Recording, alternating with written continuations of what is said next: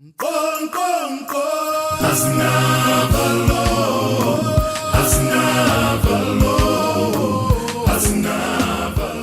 wouldn't get involved and dirty her hands on things like an understand. But what she would make sure in what the majority of the people want prevails.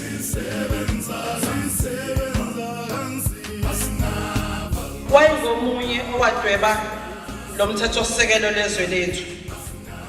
Umama Dorothy kuthiwa makhulunywa kwathiwa omunye womama owayenesibindi kakhulu. Umama Dorothy kuthiwa makhuluma kwathiwa wathatha umshiza wakhe awufake ekhwapheni wayovunguza labo abasebethatha ibhizinisi labo bangakwazi ukuthi bona baqhubeke baphile ngendlela abaphila ngayo.